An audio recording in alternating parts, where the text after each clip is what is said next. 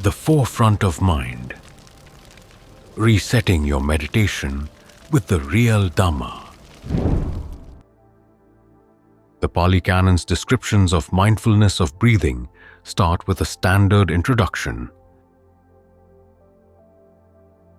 There's the case where a monk, having gone to the wilderness, to the shade of a tree, or to an empty building, sits down folding his legs crosswise, holding his body erect and establishing mindfulness Parimukhaṁ. Always mindful, he breathes in.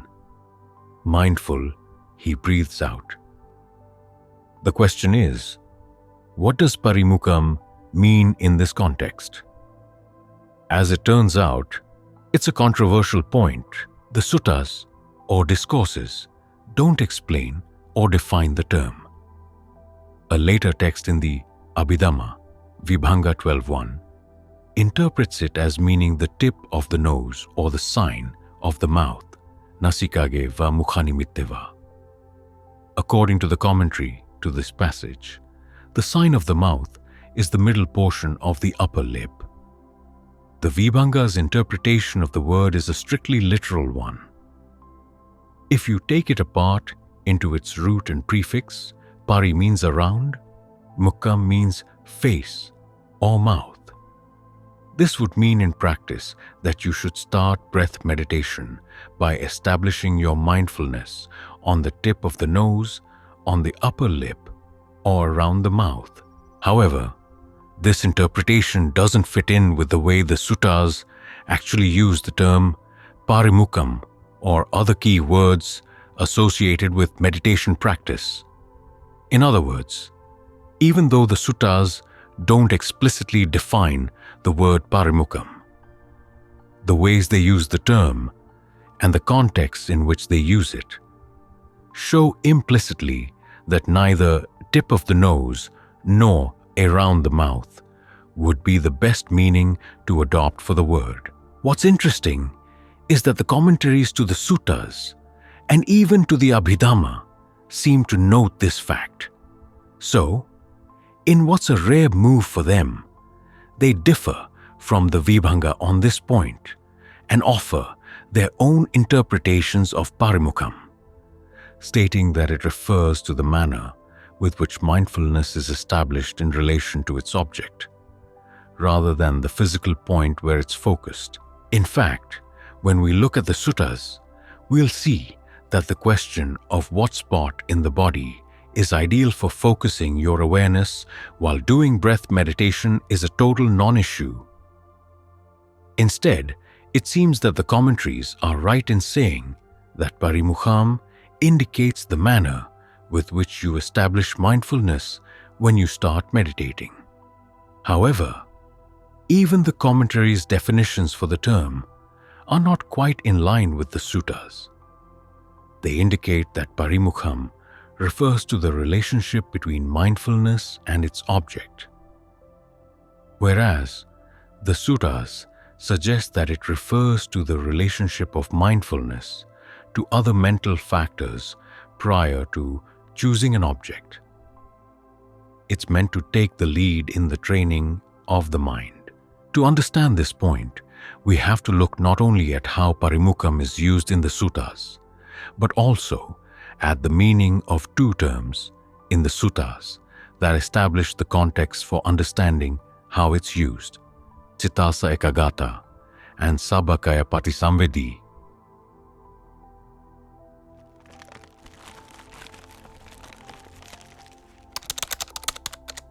Cittassa ekagata.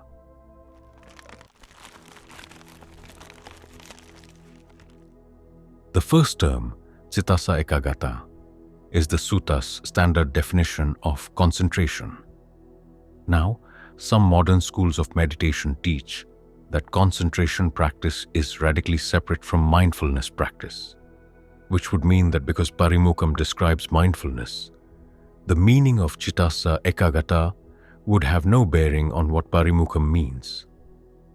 But in the suttas, the relationship between mindfulness and concentration practice is very close. As the Buddha indicates again and again, The practice of right mindfulness is meant to lead straight to right concentration. The four establishings of mindfulness, satipatthana, which are the definition of right mindfulness, are the themes of right concentration. The fourth level of right concentration, the fourth jhana, is where mindfulness is purified. And as we'll see below, the fourth jhana is where the fourth step in the Buddha's instructions for mindfulness of breathing is fully realized. So, given that right concentration is where mindfulness practice is aimed, any understanding of mindfulness of breathing requires knowing the state of mind at which it's aimed. Cittassa ekagata is another term that the suttas don't explicitly define. Modern scholars often translate it as one-pointedness of mind. Cittassa obviously means of the mind. But there are good reasons for holding that one-pointedness is not the best translation for ekagata in this context. First, let's look at the parts of the compound. Eka means one, and ta is a suffix turning an adjective, in this case, ekaga, into a noun. That much is uncontroversial. The issue is around aga, which many people translate as point. To begin with, aga has many other meanings besides point. In fact, it has two primary clusters of meanings, in neither of which is point the central focus. The first cluster centers on the fact that a summit of a mountain is called its aga. Clustered around this meaning are ideas of aga as the topmost part of something, such as the ridge of a roof, the tip of something, such as the tip of a blade of grass, and the best or supreme example of something, such as the Buddha, as the aga of all beings. AN 580 plays with these meanings of aga when it criticizes monks of the future who will search for the tip-top flavors. Rasaga, with the tip of the tongue. Jiv aga, the second cluster of meanings for aga, centers on the idea of dwelling, meeting place, or gathering place. A hall where monks gather for the uposatha, for example, is called an uposathaga. The spot where they gather for their meals is called a bhattaga. So the question is whether aga in the context of concentration has a meaning closer to summit and thus, possibly, point, or to gathering place. Here, the best guide is furnished by the similes the Buddha provides in various suttas for the four jhanas that constitute right concentration.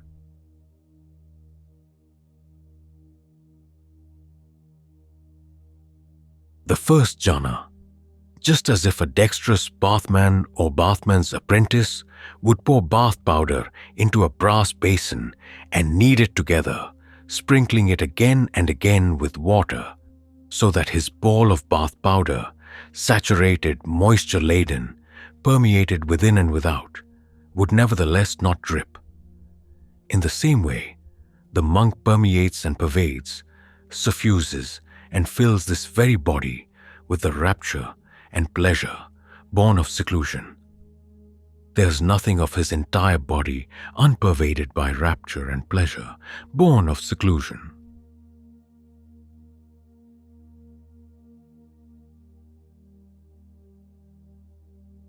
The second jhana, just like a lake with spring water welling up from within, having no inflow from the east, west, north, or south, and with the skies supplying abundant showers time and again, so that the cool fount of water welling up from within the lake would permeate and pervade, suffuse and fill it with cool waters, there being no part of the lake unpervaded by the cool waters. In the same way, the monk permeates and pervades, suffuses and fills this very body with the rapture and pleasure born of concentration. There is nothing of his entire body unpervaded by rapture and pleasure born of concentration.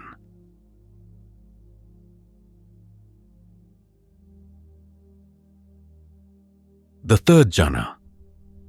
Just as in a lotus pond, some of the lotuses, born and growing in the water, stay immersed in the water and flourish without standing up out of the water, so that they are permeated and pervaded, suffused and filled with cool water from their roots to their tips, and nothing of those lotuses would be unpervaded with cool water. In the same way, the monk permeates and pervades, suffuses and fills this very body with the pleasure divested of rapture. There is nothing of his entire body unpervaded with pleasure divested of rapture.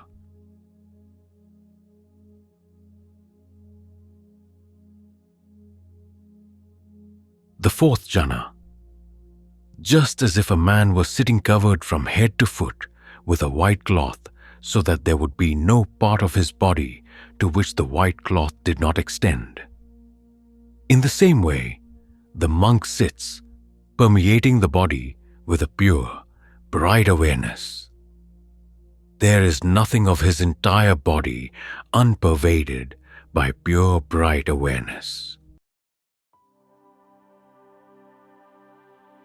Now, obviously, these similes indicate that concentration is a full body experience.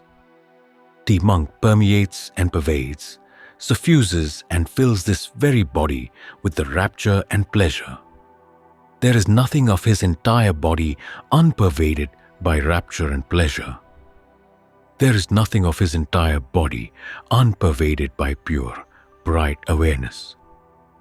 If your awareness were restricted to a single point, you'd have no way of knowing whether rapture and or pleasure had pervaded the entire body in the first three jhanas, and your body certainly wouldn't be permeated with a pure, bright awareness in the fourth. There's an opposing interpretation here, stating that the word body in these similes doesn't mean the physical body, because a person in jhana has to be oblivious to the physical body aside from the one focal point of concentration. Instead, body is meant metaphorically as a term for the body of the mind.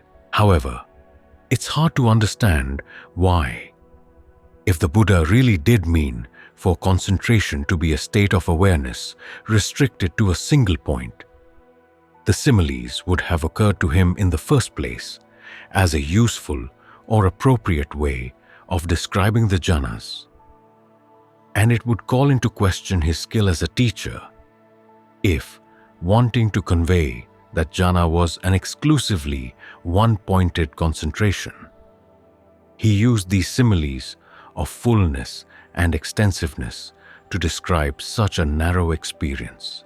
But putting that question aside, we can simply note that in MNN 119, the Buddha gives the similes for the jhanas immediately after his discussion of 6 ways of focusing on the physical body. If he had meant body to mean physical body in the first context, and mind-body in the discussion immediately following it, he would have signaled that he was redefining his terms. But he didn't.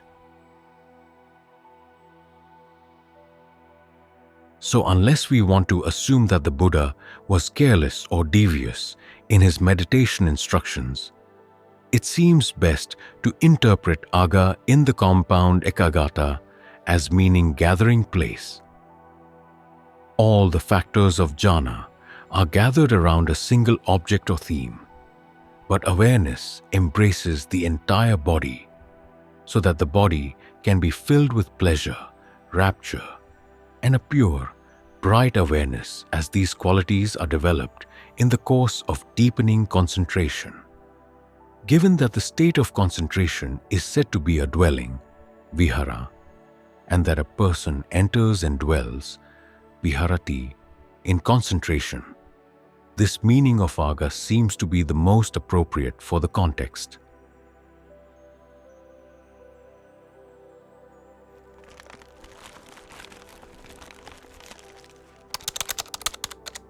Sabakaya Patisamvid.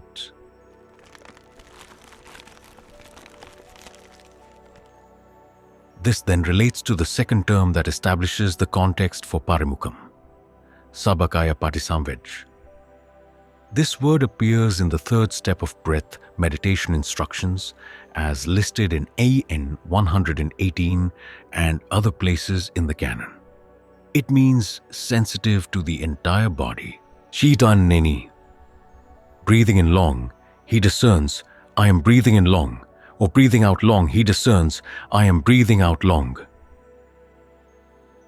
Or breathing in short, he discerns, I am breathing in short. Or breathing out short, he discerns, I am breathing out short. 3. He trains himself, I will breathe in sensitive to the entire body.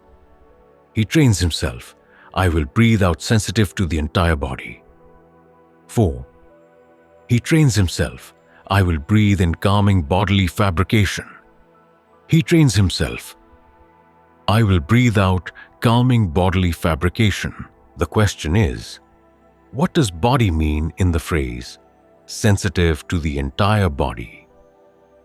Looking at this in terms of the similes for jhana, it would seem obvious that entire body here means the entire physical body. However, the Visuddhimagga, a commentarial text, insists that body in this compound cannot mean the physical body and instead must mean the body of breath, and that the entire compound means being sensitive to the entire length of the breath.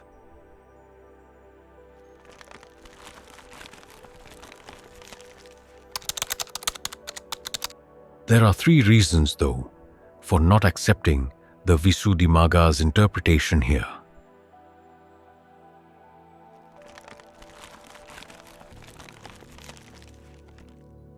1.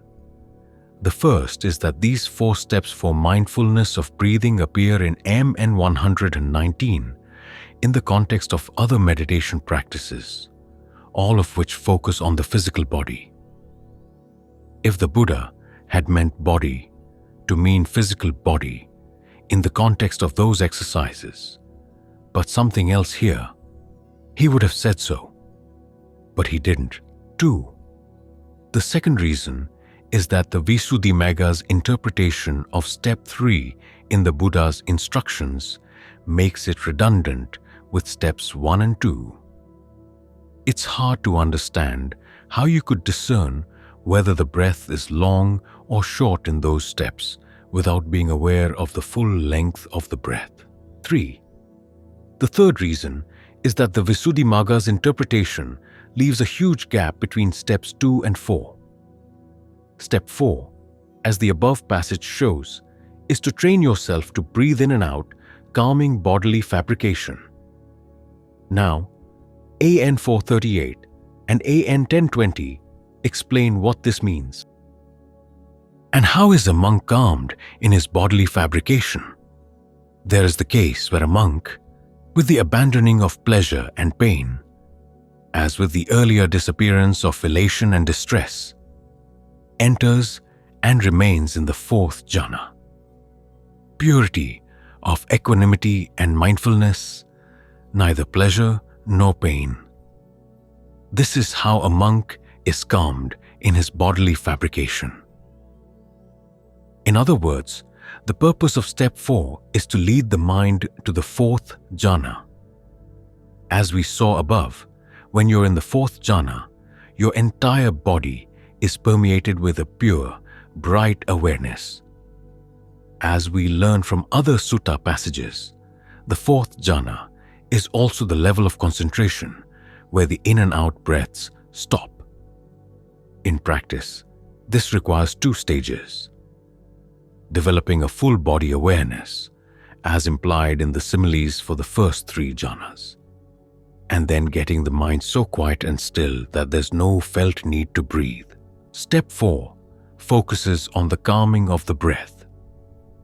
If we were to follow the Visuddhimagga's interpretation of Step 3, the Buddha's breath meditation instructions would be missing an important step: how to get from simply detecting the length of the breath to a full body awareness of the body not breathing in and out.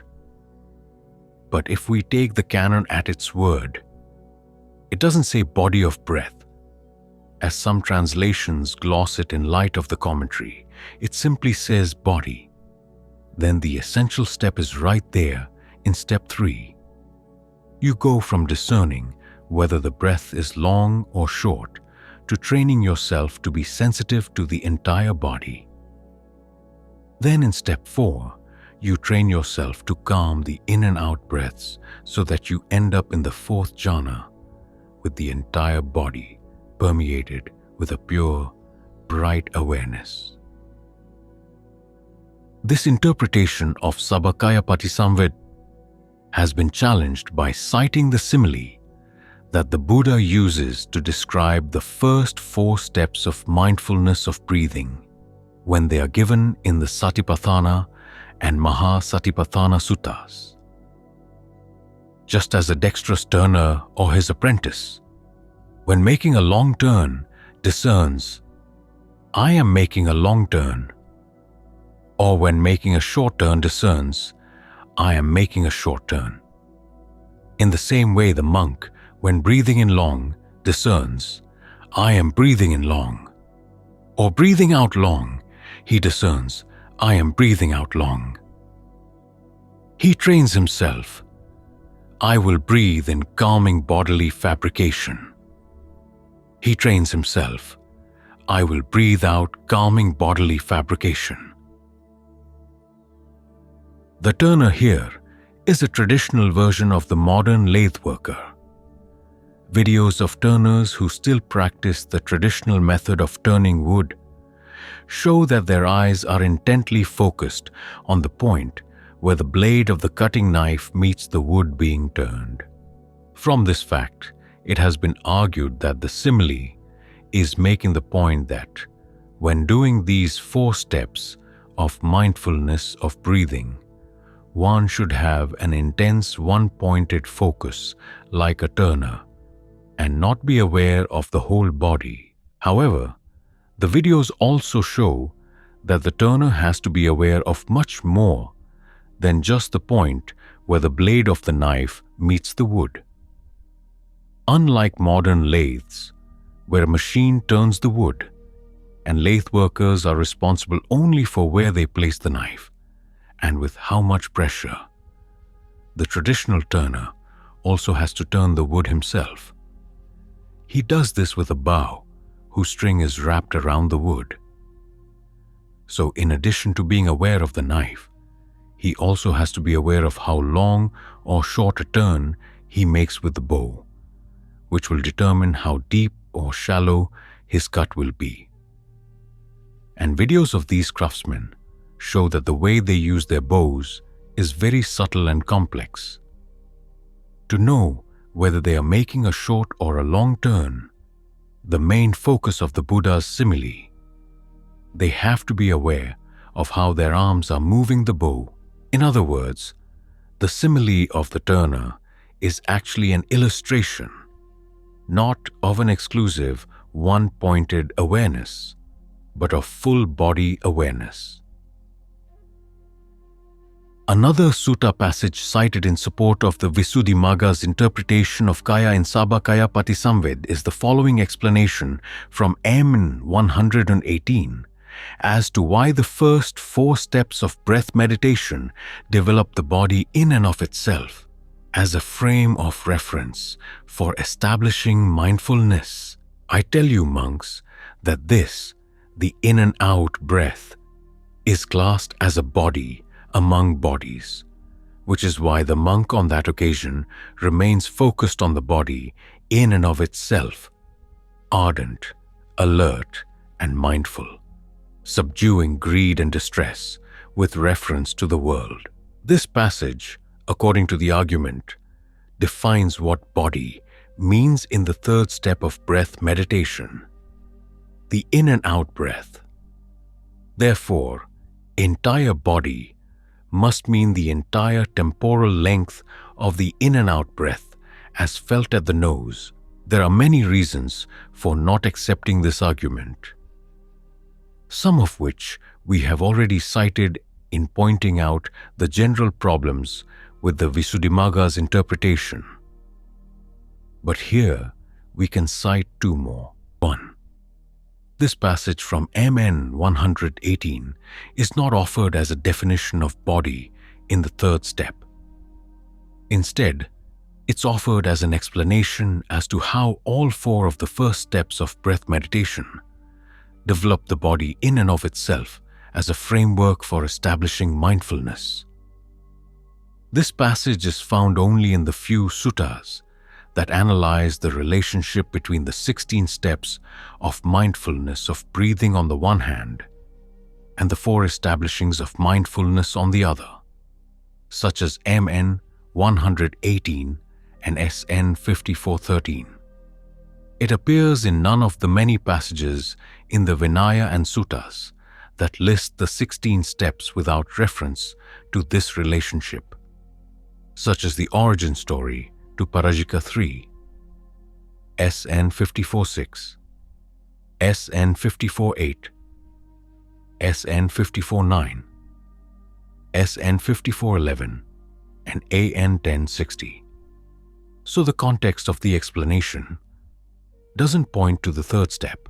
But even if, for the sake of argument, we were to take this explanation as defining body in the third step, the fact that it is referring to all four steps means we would also have to take it as defining body in the fourth step, which, as we pointed out above, would make no sense, given that the whole compound Kaya Sankara in the fourth step means the in and out breath. How could Kaya in the compound also mean in and out breath? 2.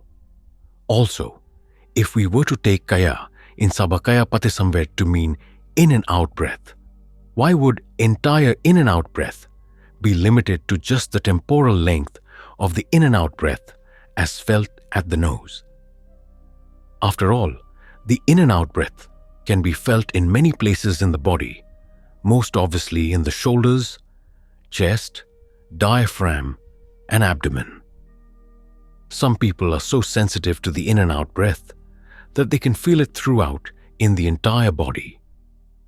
Given this fact, how could entire in and out breath mean only a very small part of the actual expansive in and out breathing experience?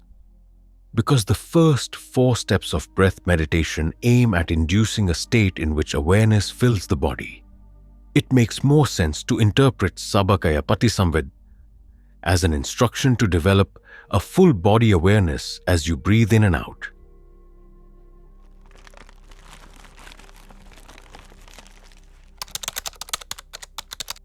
Parimukhaṁ.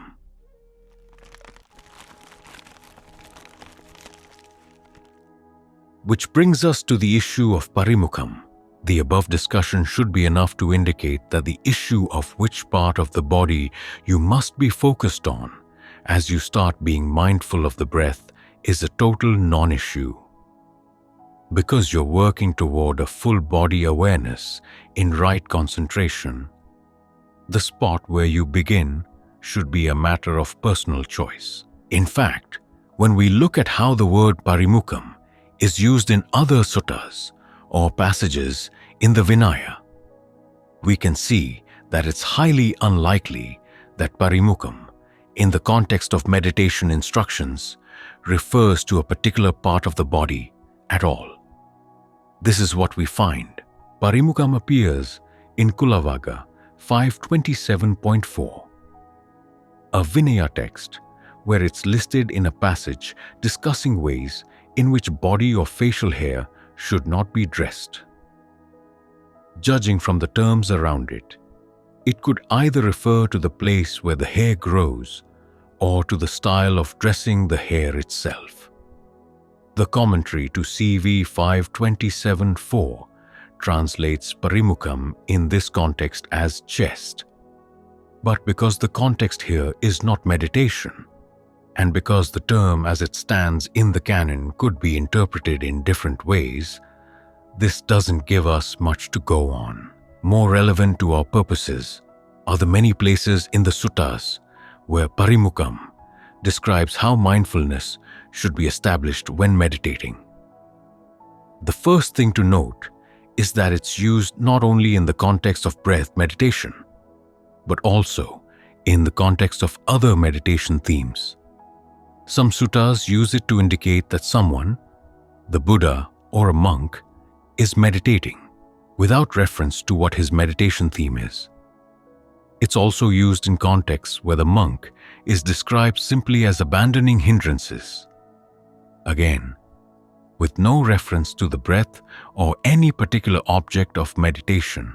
Most telling, though, are cases where someone is meditating and he cannot be understood to be consistently focusing on one particular part of the body.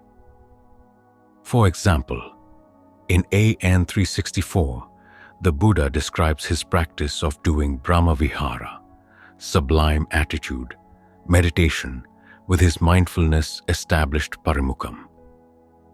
Obviously, if he's extending goodwill, etc., to all beings in all directions without limit, his mindfulness can't be established exclusively on the nose tip or around the mouth, or on any other part of his body at all.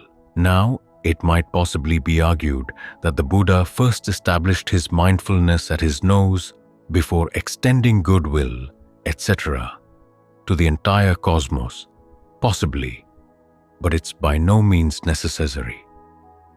And even if he did start there, he couldn't have stayed there as he continued meditating. Udana 7.8 offers an example, though, where the meditating monk cannot even be construed as starting his meditation at the nose. There, Venerable Mahakaccayana is sitting with Kayagata Sati, mindfulness immersed in the body, established Parimukhaṁ within. Because this meditation involves being mindful of the entire body, Venerable Mahakaccayana's mindfulness can't be established exclusively at the nose tip or around the mouth.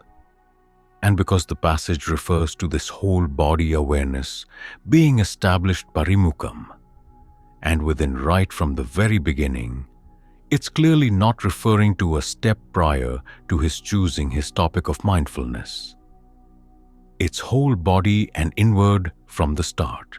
Because the suttas use the term Parimukhaṁ in these ways when describing the establishing of mindfulness regardless of the theme of the meditation, it seems best to regard it, at least in the context of meditation, not as a place on the body with body hair or as a style of fashioning body hair, but as having an idiomatic meaning that would apply to all meditation practices, even those where the focus can't be on one particular part of the body.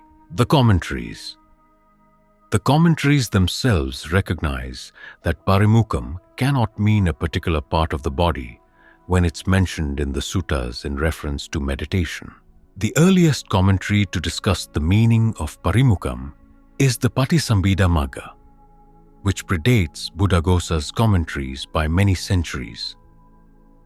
In fact, it is so old that the Burmese and Sri Lankans have included it in their versions of the Pali Canon. The Thais, however, seem to be more correct in regarding it as post-canonical. This text, in its discussion of mindfulness of breathing, agrees with the Vibhanga that attention, at least initially, should be focused on the breath at the tip of the nose. However, it doesn't argue this point on the basis of the word Parimukhaṁ. Instead, it offers it simply as a recommendation independent of anything in the canon. When it comes to explain Parimukhaṁ, it takes the word in an entirely different direction. Dividing Parimukhaṁ into its prefix and root. It derives what's called an edifying etymology for it. That is, one that has less to do with the word's actual verbal roots and more to do with the meaning the commentator wants to draw from it. Its explanation is this: Parati parigahatho mukhanti niyanatho, which means pari has the sense of parigaha, embracing, enclosing, taking up. Mukham has the sense of niyana, outlet / going out / setting forth. In other words, in this interpretation, mindfulness has been taken in hand and moved forward or out into the object. It's interesting to note that Buddhaghosa's commentary to the Vibhanga, after explaining the Vibhanga's definition of Parimukhaṁ, directs the reader to the Patisambhida Magga for a fuller explanation of the term and the topic of mindfulness, of breathing in general. In other words, Buddhaghosa seems to side with the Patisambhida Magga against the Vibhanga on this point. This fact is even clearer in his commentaries on the suttas. Every time they explain the Buddha's 16-step instructions for mindfulness of breathing, or even just the first 4, they refer the reader to the full-scale treatment of the topic in the Visuddhimagga. There, Buddhaghosa explains the phrase Parimukhaṁ satimupatapetva as meaning having placed or placing mindfulness facing forward to the meditation object. Parimukhaṁ satimupatapetvati ekavataram kamathanabhimukhaṁ satim thapetva. Buddhaghosa then cites the Patisambhida Magga definition as an equally valid alternative. Here again, the quality or manner of establishing mindfulness is emphasized. It faces its object directly. The commentaries to Ud 7.8, the passage related to mindfulness immersed in the body, and AN 364, the passage related to the practice of the Brahma Viharas, follow the Visuddhimagga in interpreting Parimukhaṁ in this way. The commentary to Ud 7.8, for instance, which appears to post-date Buddhaghosa, defines Parimukhaṁ in line with Buddhaghosa's own definition, Parimukhanti abhimukhaṁ, which means Parimukhaṁ equals facing forward. The commentary to AN 364 gives Buddhaghosa's own definition, plus the Patisambhida Magga definition as an alternative. However, it slightly tweaks the latter definition, changing parigaha, enclosing / taking up, to parigahita, taken / seized. Why the change it doesn't say. Parimukhaṁ satim upattapetvati kamathanabhimukhaṁ satim thapetva. Parigahitaniyanam va katvati atho, which means having established mindfulness parimukhaṁ equals having established mindfulness facing his meditation theme, or having made it parigahita niyana. The change looks minor on the surface, but the commentary to UD 3.4 picks it up and runs with it, giving a more forceful explanation for its meaning. Paragahita niyana satim katvati, niyananti cha satya ogahitabam, arammanam dathabam, which means niyana in the phrase parigahita niyana satim katvati. This should be seen, understood as the object should be plunged into by mindfulness. Here again, this commentary is stating that Parimukhaṁ refers not to the place in the body where mindfulness is established at the beginning of meditation, but to the manner in which it's established. In this case, the commentary is emphasizing the intensity of how it's established. You seize mindfulness and set it forth, plunging it fully into the object. The commentary to Patis 3, 192, or in the Thai reckoning, the sub-commentary to that text, shows that at the time of its composition, many other interpretations of the Patisambhida Magga definition of Parimukhaṁ had developed in the monastic community as well. This commentary's discussion of the issue is long and prolix, but here we can focus just on the meanings it offers for jnana, outlet/going out/setting forth, concentration based on mindfulness of breathing, the setting out from the wandering on, samsara, and the point of entry and exit for the in and out breaths. This last alternative is the only place in the non-Abhidhamma commentaries where the Vibhanga's definition of Parimukhaṁ is even entertained, and the fact that it's last in the list of alternatives indicates that it was considered the least likely. Apart from this one exception, the commentaries seem to be unanimous in interpreting Parimukhaṁ as indicating the manner with which mindfulness is established in its object, rather than the physical place where it's established. The various commentators differ in how they define that manner, but by and large, the overall impression they give is one of intensity and directness. Mindfulness faces its object directly or is seized and plunged into the object. At present, one common way of trying to sort out the differences between the Abhidhamma on the one hand and the commentaries on the other is to state that in the context of breath meditation, Parimukhaṁ means at the upper lip and at the tip of the nose, and in the context of other meditation topics, it means the manner with which mindfulness is established.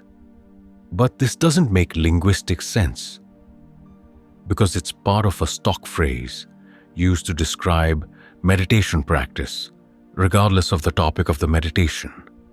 Even when no topic is specifically mentioned, it should carry the same meaning across all mindfulness practices.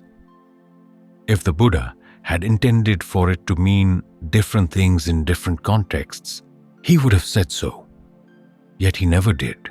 There is one obvious argument for interpreting Parimukhaṁ as meaning the tip of the nose or around the mouth in the context of breath meditation, and that's because those are the parts of the body where the flow of the air as you breathe in and out is most obvious.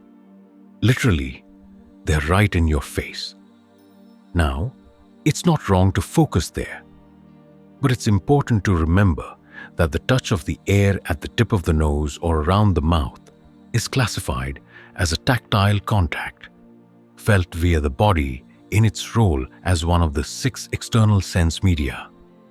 But when the suttas classify the in and out breath under the factors of dependent co-arising, they don't place it under the factors of sense media or contact.